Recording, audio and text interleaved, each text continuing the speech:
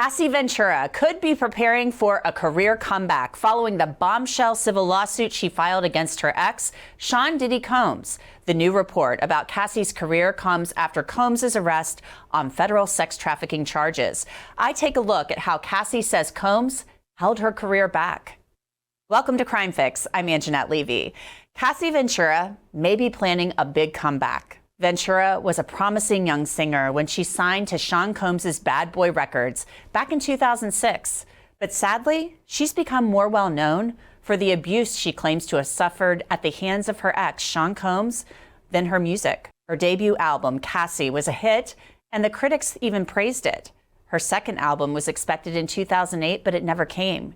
She released some singles here and there, but Connecticut Fever, that never hit the shelves.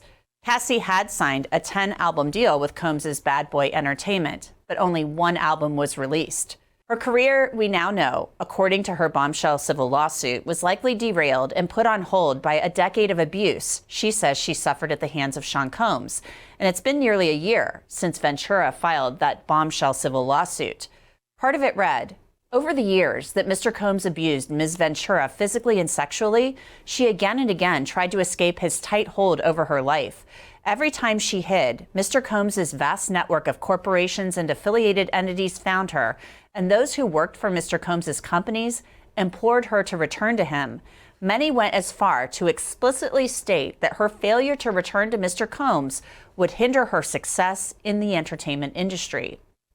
Ventura had recorded music during her relationship with Combs, but mostly singles were released. Ventura's suit said after she tried to leave Combs, following that now infamous 2016 incident captured by hotel security cameras, where Combs actually chased Ventura down a hallway and beat her, her music was used as leverage to get her to come back to Combs. The suit said, after this, Miss Ventura left her home in Comstock and went to hide away at a friend's home in Florida. James Cruz, president of Bad Boy Management, tracked Ms. Ventura down and told her that her single would not be released if she did not answer Mr. Combs' phone calls. The suit continued. A woman who worked at Sony Music reached out to her with a similar ultimatum concerning her record. Incredibly, Mr. Combs even convinced one of his attorneys to call Ms. Ventura at this time. This lawyer told Ms. Ventura that it's in your best interest to call back. Each time Ms. Ventura tried to run away, Mr. Combs and his powerful network would force her back to him. Ventura's lawsuit claimed last November that a lot of her time was actually consumed by setting up freak-offs, the elaborate sex performances with male sex workers that Sean Combs staged. Ventura's suit claimed she was tasked with actually hiring these sex workers. Those freak-offs are the basis for the sex trafficking charges filed against Sean Combs. The U.S. attorney described them when announcing the indictment.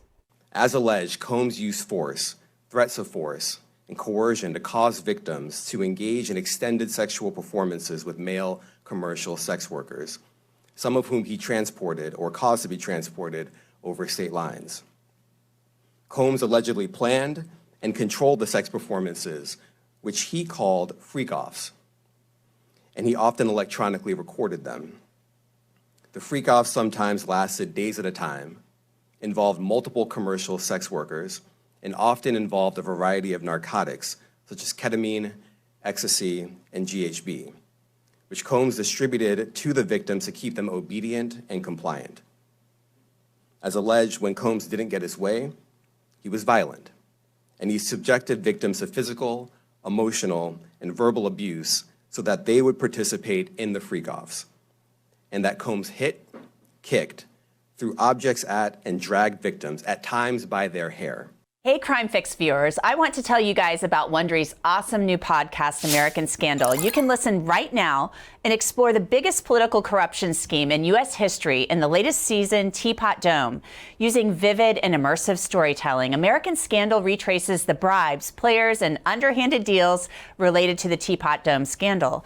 In 1922, newspapers reported that Secretary of the Interior Albert Fall had leased federally owned oil reserves to two of the nation's wealthiest oil barons, Edward Doheny and Harry Sinclair.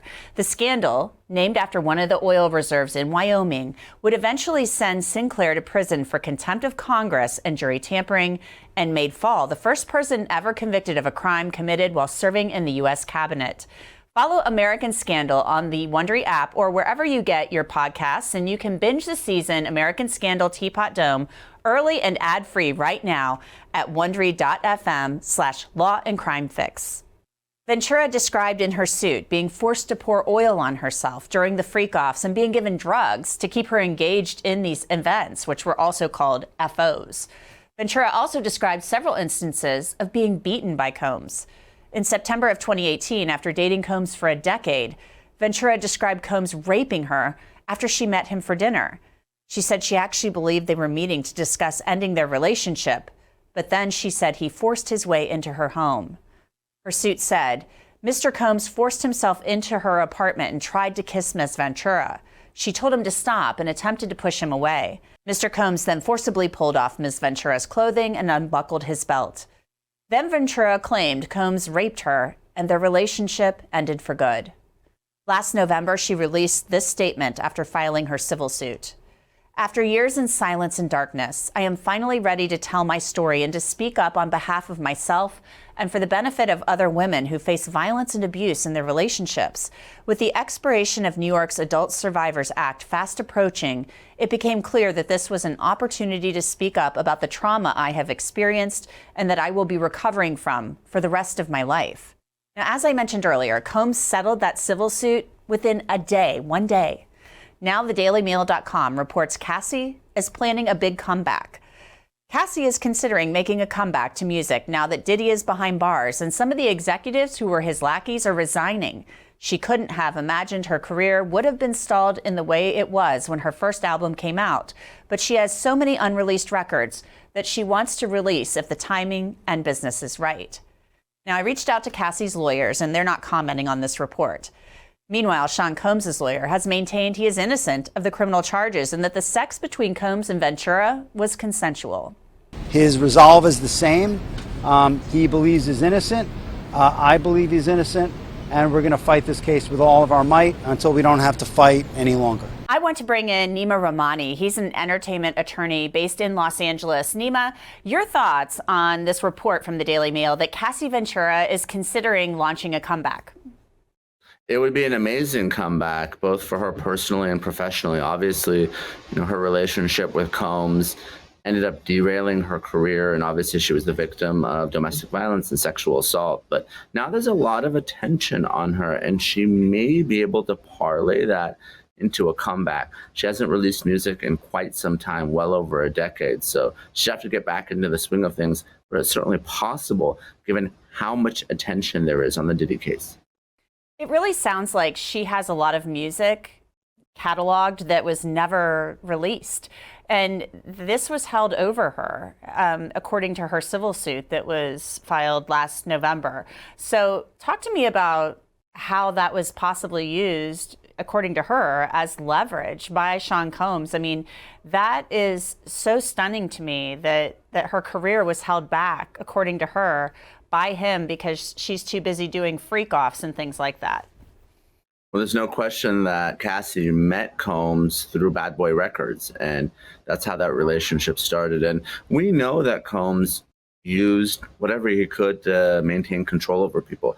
It could be something like a video of the freak-offs. There are allegations that he recorded the freak-offs for sexual pleasure, but also to control the participants. So I wouldn't be surprised if Cassie's allegations are true, that she wanted to further her career, and that's why she ended up getting involved with Combs. Obviously, it evolved into something else, something romantic, and then criminal. But to the extent that Combs could control Cassie by controlling her music, and we know that he was very powerful in the music industry, that's consistent with the MO and his allegations that have been raised by the other victims.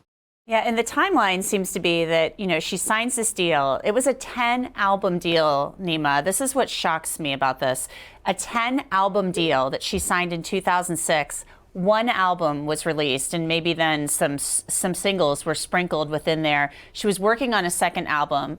That album never came out. I mean, is that common in the music industry that you would sign a deal like that for 10 records and then only one is released? 10 albums is a lot. It's certainly possible that an artist doesn't fulfill the deal. Obviously these agreements, they're not public, but we've seen a lot of discussion of this from Taylor Swift and her trying to get out of and get her masters. So when you're a young artist, you're so happy to sign a record deal, you'll essentially sign anything.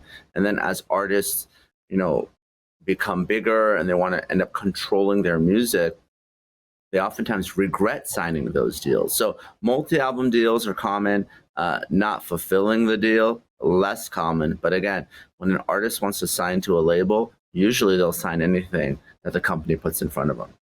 Her lawsuit said that she basically worked out getting out of her contract with Bad Boy Records. So she hasn't put anything out since she was with Bad Boy Records. She had to get out of the deal, obviously. She then gets married and she has children. She has filed this lawsuit. She's been to rehab, she says, according to some statements she's put out since filing that suit. So would that be hard for her to take music she made when she was with Bad Boy and then maybe put that out now? So when it comes to music, there's three different components in terms of the intellectual property. The first is the composition itself, and that's owned by the artist. So Cassie owns that. Then it's the musical composition, which means that she could perform music live and the record label doesn't own that. What the company owns is what we call the master, which is the original recording. So what's played on Spotify or Apple Music or even on the radio, that's owned by the record company. So the question is, who owns the music now when she's out of the contract? And is Cassie able to produce new masters or new recordings with another record label now that apparently the parties seem to have walked away and rescinded that original agreement? One of the things that really stuns me, Neama, in the lawsuit that she filed is this discussion of other people in Sean Combs's orbit, including somebody at Sony, saying to her when she tried to leave him because of the abuse she claimed she was suffering at his hands, saying, you know what, I know you're trying to leave him, but it probably would really help you if you called him back. You maybe need to call him back and go back to him because this could really impact your record, your single being released. That to me is stunning. I know Sean Combs is a powerful, powerful guy. Does that surprise you that somebody at Sony Records would do that? It doesn't surprise me, Angenette. And we've seen rich and powerful men take advantage of young women for decades here in Hollywood. And of course, it started in the movie industry and the casting couch. And there's a reason Harvey Weinstein had access to so many women. He was powerful. He could make or break their movie career. And we've heard many actresses testify to that effect. And the same thing applies in the music industry. If you want to get ahead in the music industry and you get on the wrong side of someone like Sean Puffy Combs, that may potentially derail your music career. So the fact that there's individuals at Sony that may have said that does not surprise me, given my experience here in Hollywood. And really the sex trafficking, the freak-offs, all of this stuff has really gotten the attention in this case because of how outrageous it sounds and it's, the illegality of it. But this was also her civil suit. It was a workplace harassment, kind of a hostile work environment type of lawsuit. There was that component of this lawsuit. Sean Combs and his companies settled that lawsuit within a day, but that's something that really hasn't gotten a lot of attention. The fact that not only was she his employee or his girlfriend, she was his employee. And so she was impacted negatively, she claims, through this. Oh, no question. And we've seen this time and time again. I don't represent any plaintiffs against Diddy, but we have plenty of lawsuits against other musicians. We have all the plaintiffs that are suing Lizzo. We have the majority of the cases against Ye, formerly known as Kanye West. We've sued Jason Derulo. There's so many examples in the music industry where an artist uses his or her power to do something unlawful in the workplace. It can be sexual harassment, it can be discrimination, it can be wrongful termination.